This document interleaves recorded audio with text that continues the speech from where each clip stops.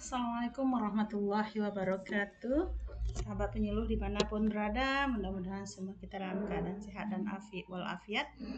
Baik, ini berdasarkan permintaan salah seorang sahabat kami. Beliau minta tambahkan materi tentang fikih wanita. Baik, di video sebelumnya saya sudah bahas tentang fikih wanita, khususnya tentang haid. Hari ini kita lanjutkan tentang nifas. Untuk memahami nifas ini harus betul-betul duduk bagi kita apa itu definisi nifas. Karena di dalam definisi ini nanti akan tercakup seluruh hal-hal yang berkaitan dengan nifas. Definisi nifas itu adalah darah yang keluar dari farji seorang wanita dewasa. Nah, di sini ada darah ya. Berarti kalau hanya cairan berarti bukan nifas. Kalau hanya lendir berarti bukan nifas. Tapi di sini sudah dipatok darah yang keluar dari farji seorang wanita. Nah, hati-hati Bapak Ibu, ibu-ibu sahabat penyuluh rahimakumullah. Farji ini adalah kemaluan wanita. Jangan nanti salah panggil kepada Pak Fajri dipanggil Pak Farji. Nah, itu berbahaya sekali ya sahabat. Nah, seorang wanita dewasa. Berarti kalau wanita itu belum dewasa lalu mengeluarkan darah, itu bukan dikatakan haid. Definisi selanjutnya, setelah tuntas melahirkan bayi. Nah, apa maksudnya di sini? Setelah tuntas melahirkan bayi. Misalnya nanti akan ada seorang yang punya bayi kembar. Kalau baru satu bayinya yang lahir, ada darah keluar, itu belum disebut darah nifas. Karena apa? Karena masih ada bayinya satu lagi yang akan keluar. Artinya dia belum tuntas melahirkan bayinya. Nah, kalau kita dengar mungkin kisah zaman dulu ada orang yang punya anak kembar, jaraknya berhari-hari, berbulan-bulan. Nah, selama itu darah yang keluar itu bukan darah nifas. Nah, karena apa? Karena dia belum tuntas melahirkan bayinya. Nah, itu ya, dari definisi ini akan duduk permasalahannya nanti, menghilangkan keraguan kita. Nah, kalau nanti bayinya kembar bagaimana? Kalau sekali lahir hitungan menit detik itu tidak masalah. Nanti masalah akan timbul ketika antara bayi yang pertama dengan yang kedua lahirnya jauh, berhitungan hari atau hitungan bulan malah ya. Nah, jadi sudah jelas bahwa itu bukan darah nifas. Atau calon bayi. Nah, ini nanti akan berkaitan dengan keguguran. Barangkali nanti sahabat ada yang akan bertanya, bagaimana dengan orang yang keguguran, Bu, gitu ya. Nah, keguguran berarti yang keluar itu adalah calon bayi. Artinya apa? Orang yang keguguran memiliki nifas. Jelas ya? Melahirkan bayi atau calon bayi. Kemudian definisi seterusnya adalah sebelum berlalu masa 15 hari. Jadi seandainya nanti ada seorang ibu yang melahirkan bayi atau cabang bayi atau calon bayi, kemudian sudah berlalu masa 15 hari, artinya setelah dia melahirkan tak ada keluar darah. Setelah 15 hari berlalu baru ada darah keluar. Itu bukan lagi darah nifas. Karena dalam definisi dikatakan sebelum berlalu masa 15 hari. Lalu darah apa itu namanya? Nah, kalau kita kembali ke rumus haid nanti akan dia ketemu didahului masa suci minimal 15 hari. Nah, itu adalah rumus dari darah haid. Berarti nanti dia akan menjadi darah haid. Lalu bagaimana nifasnya? Darah nifas orang yang seperti ini, dia berarti tidak punya nifas. Adakah orang yang tidak punya nifas? Ada. Nah, mari kita lanjutkan. Jadi definisi nifas itu adalah darah yang keluar dari farji seorang wanita dewasa setelah tuntas melahirkan bayi atau calon bayi sebelum berlalu masa 15 hari. Nah, lanjut. Wawasan umum tentang haid nifas ini, yang pertama minimal nifas 1 tetes.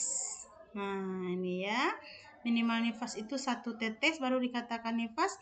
Kalau tidak ada 1 tetes pun darah yang keluar, dia tidak punya nifas berarti. Ada wanita yang tidak punya nifas? Ada. Mungkin di antara sahabat ada yang tahu saudaranya kah, tetangganya kah, atau kawan-kawannya kah, bisa jadi. Nah, dalam sebuah hadis dikatakan Siti Fatimah anak baginda Rasulullah tidak memiliki nifas. Jadi setelah melahirkan hanya cairan dan lendir yang keluar, tidak ada darah. Setelah itu tidak ada lagi darah keluar. Artinya apa? Dia tidak punya nifas. Nah, minimal nifas 1 tetes. Baru kalau ada darah keluar, walaupun 1 tetes itu sudah disebut dengan darah nifas. Yang kedua, maksimal nifas itu adalah 60 hari. Kalau lebih dari 60 hari, itu sudah bercampur antara darah nifas, darah haid, dan darah istihadah. Bagaimana cara menghitungnya? Nanti di pembahasan istihadah kita bahas. Nah, wawasan umum tentang nifas ketiga, rata-rata wanita melahirkan nifasnya 40 hari. Nah, ini yang biasanya ada di pemahaman masyarakat kita ya. Jadi memang sengaja 40 hari itu belum boleh sholat, belum boleh puasa, belum boleh ngapa-ngapain. Belum boleh berhubungan suami istri 40 hari. Nah, ini pemahaman masyarakat kita yang kadang-kadang kecenderungan ada juga salahnya. Kalau menjelang 40 hari darah sudah berhenti, artinya sudah tidak ada lagi haid. Tidak, harus ditunggu 40 hari baru kita sholat, baru kita berpuasa, baru kita berhubungan dengan suami. Nah, ini hati-hati ya. Nah, lanjut. Ada 5 juga rumus nifas. Ya, seperti halnya haid punya 5 rumus, nifas juga punya 5 rumus. Agar kita bisa nanti memastikan bahwa itu adalah darah haid. Yang pertama, rumusnya setelah tuntas melahirkan. Nah, ini dia pembahasan tadi, tuntas melahirkan dulu. Saya punya binaan, ternyata dia kembar, ceritanya antara dia dengan kembarannya berjarak waktu 3 bulan ternyata. Nah, di situ baru saya berpikir, oh inilah ternyata yang masukkan rumus nifas setelah tuntas melahirkan. Berarti sampai kembarannya lahir itu tidak ada nifas. Lahir dulu kembarannya, baru nanti ibunya punya nifas. Yang pertama, yang kedua minimal 1 tetes. Punya haid kita punya. Lalu bagaimana kalau orang tidak ada punya haid? Itu berarti dia mandi wiladah namanya, mandi wajib dia hukumnya setelah melahirkan. Tapi punya darah 1 tetes, mandi wiladahnya ditambah dengan mandi nifasnya. Jadi boleh 1 kali mandi saja, mandi nifas sudah terbawa olehnya mandi wiladah nanti. Nah, kemudian maksimal, kalau tentang mandi wajib ini nanti akan kita bahas dalam episode khusus ya, karena tidak mungkin dibahas seluruhnya. Nah, maksimal 60 hari, tidak ada lebih. Maksimal haid, kalau darah belum berhenti sama 60 hari, bersambung ke 61, artinya nanti akan ada pembahasan khusus, sudah bercampur 3 darah, nifas, haid, dan istihadah. Kemudian belum berlalu masa 15 hari. Setelah melahirkan belum berlalu masa 15 hari. Ini rumus yang keempat. Kalau sudah berlalu masa 15 hari, tidak ada lagi haid, tidak ada lagi darah nifas, yang ada nanti akan menjadi darah haid. Nah, berarti seorang itu tidak memiliki nifas. Rumus yang kelima, jika terputus tidak lebih dari 15 hari. Saya ada seseorang yang sudah tuntas melahirkan, 5 hari pertama ada darah nifasnya, kemudian 5 hari dia bersih. Tunggu dulu, biarkan saja dulu.